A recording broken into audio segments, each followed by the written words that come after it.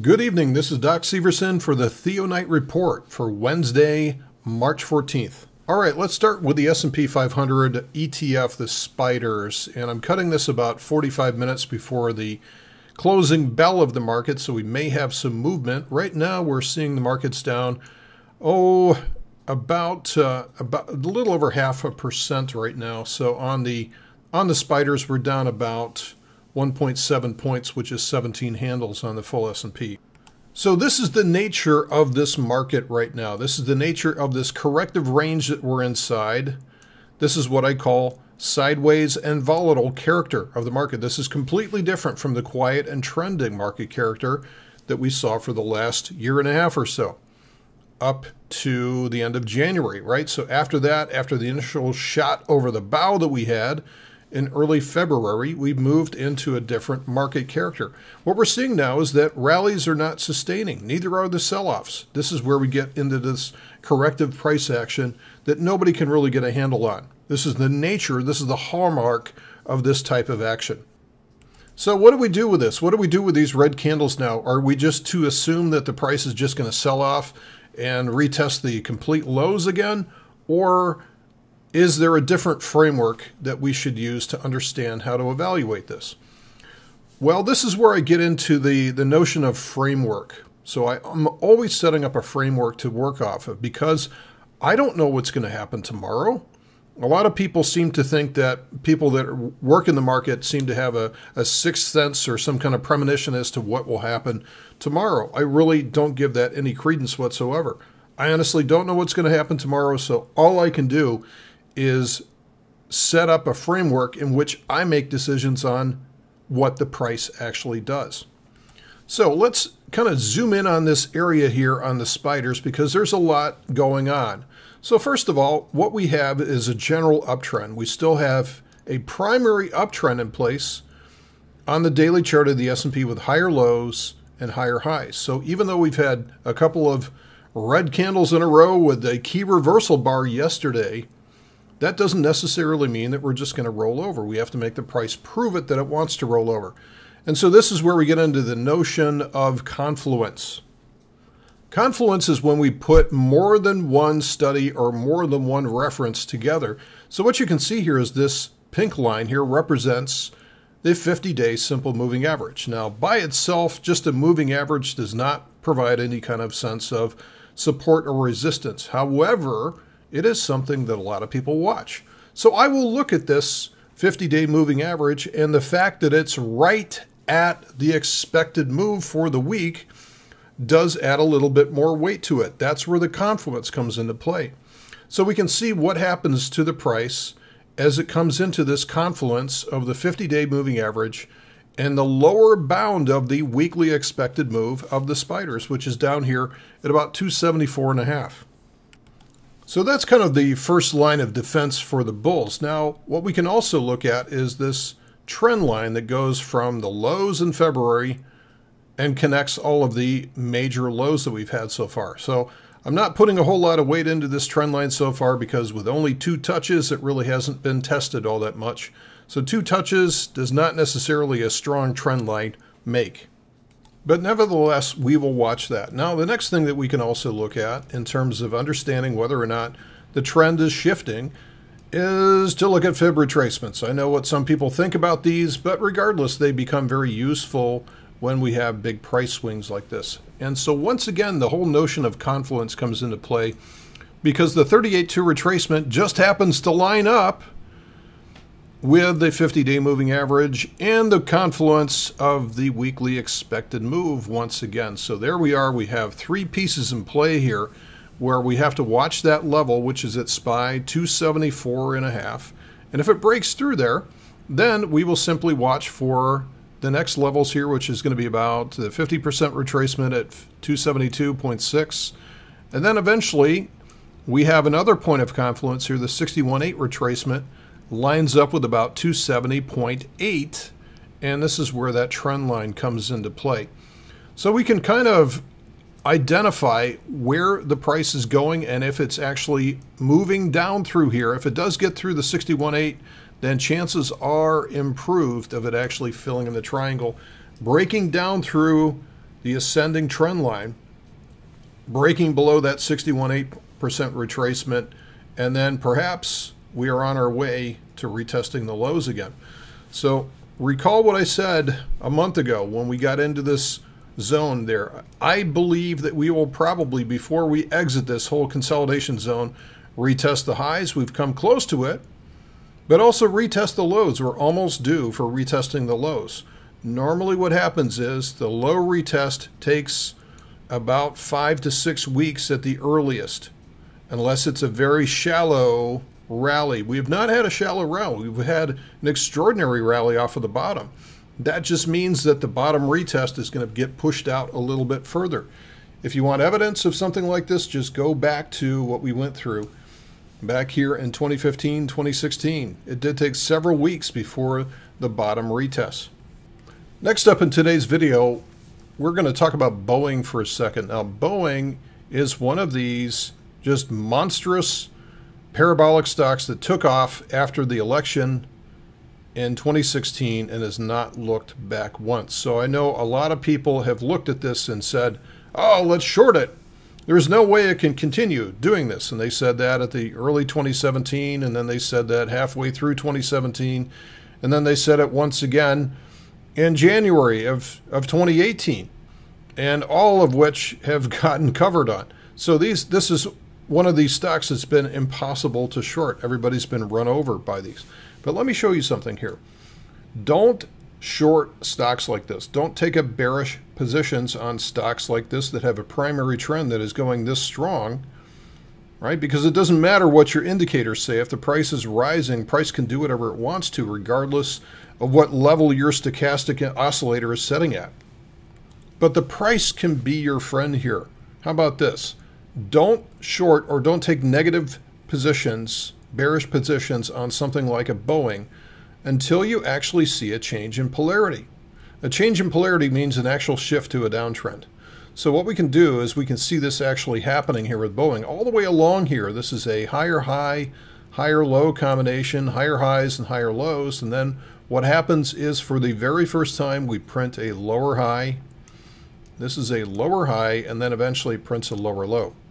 So this was actually just a little bear flag pattern that we identified, little bear flag pattern, and is now broken down through that bear flag pattern.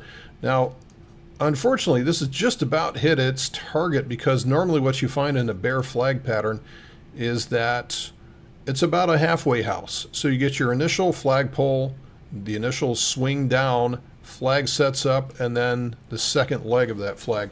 So right now I would say Boeing is fairly close to its target. This is going to do exactly what it needs to. Right now, these larger time frame charts need to consolidate, need to move into more of a sideways pattern, sideways to slightly down. Okay, so that doesn't mean that Boeing is done going down, but the initial move off of the top has already been and gone. So you can look at other stocks like NVIDIA. NVIDIA is another one of these that just doesn't quit, right? But at no time along here have we really printed a lower high and a lower low. All the way along here, each one of these lows has been a higher low. All the way along here, each one of these has been a higher low to go with eventually a higher high. When NVIDIA is ready to crack, when it's ready to set up for a bearish position, you'll see that with first normally a lower high. Now sometimes you can see these things go from a higher high straight to a lower low. That's a little bit more rare. That increases the probability then of the next high being a lower high, and then you can look for that as well too. But in each case, the lower high is your signal to set up with potential, and I would always go fixed risk positions. Always go with fixed risk positions when you're doing something like this. But this is the very first way that you can basically set up a bearish trade on one of these monsters. And you know what they say about these guys is that the tall trees catch the wind. And so watch for these soon. So we've got ones like Boeing, we've got Caterpillar, we've got NVIDIA. You can probably think of dozens of these stocks which have just gone a little bit too far, a little bit too fast, and maybe setting up with a lower high. So watch for that pattern coming up in the near future. Hey folks, before you go, I want to talk to you for just a minute about the TheoTrade Live Return of the Trader event. Why are we calling it the Return of the Trader event?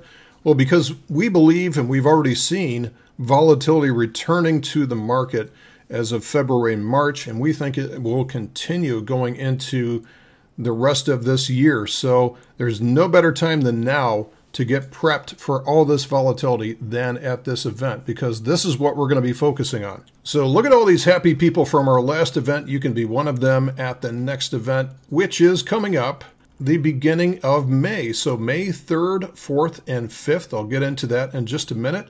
Right now for members, the members are getting pricing of $1,100. So you've got until April 1st to get this price level. Otherwise, it's going to end up going up again. And also, don't forget that the event is limited to 200. So once we do sell the 200th ticket to this, we will shut down admissions to this event. All right, so where is it at? When is it going to happen? All those things. So it's going to occur at the Scottsdale Resort at McCormick Ranch in Scottsdale, Arizona. This is where we were last September. It is a really, really nice place, and I'll talk to you a little bit more about that in just a minute. So who's this for? Intraday traders, swing traders, income traders. We've got something for everyone here. So again, on the 3rd of May, May 3rd, is where we have the event registration and the happy hour. So you can meet all of us live, can corner us in the room and ask us questions. And drinks are on TheoTrade, so don't forget that. We also have a quick event for you guys with Jeff and Don coming up. On Friday, May the 4th, this is when everything kicks in here. First session of the day will be Return of the Trader by Don Kaufman. And then we'll shift into Jeff Bierman. Professor Jeff Bierman will go into negotiating intraday volatility shifts, something that's very, very important in this type of volatility. The last session in the morning will be Perfecting Your Nasdaq and Intraday Trading Style by Tony Rago. And after lunch, I'll come on board with Fractal Analysis Intensive. So we're going to be talking about fractals in the context of what's happening in the market today. And then we'll go into Taming the Trend Day by Corey Rosenblum at the end of that day. So that is Friday, May 4th. So it's a market day. And then we will have the second day, Saturday, May 5th. And we're going to go right back into Don first thing in the morning. Probability and Profitability in Trading by Don. Price Action Intensive, again by myself. So I'm going to be going into specifics of reading price action. Tony will go into more about intraday trading, the Nasdaq E-mini. Don Kaufman will go into the state of the markets. We'll talk to Corey for creating your game plan for the next trading day. And then we'll have all of us up front, closing ceremonies, final giveaways, and everybody is sent home at that point on Saturday evening. So you might be saying, well, that all sounds great, but what's in this for me? Well, we've got 9 reasons here as to why we think this is a good event for you. First of all, just hearing repetition, practice and repetition over the next 2 days as we conduct this seminar. You're going to hear the same things again and again, and pretty soon you'll start to think in the same way. Don't forget that almost all of us trade at home or in our office by ourselves, and many times we don't feel like we're connected.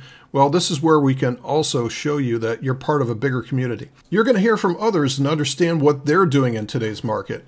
And by doing that, you'll discover your one-of-a-kind style. This is where you form your own trading strategies. You're going to be talking to not only the instructors, but also other people in the room to gain their wisdom, get their approach from things. Understand how to risk manage in today's market, play it safe and play it profitably. And make sure that you're not trading just out of boredom. We're not going to get boredom in this year's market, but making sure that you're looking for just the best setups and then being decisive about taking those setups.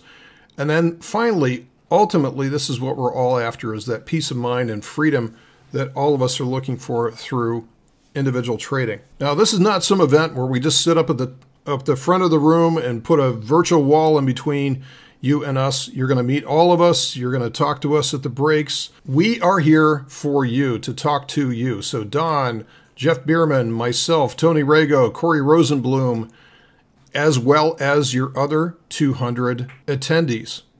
Now let's talk about the actual location, the Scottsdale Resort at McCormick Ranch.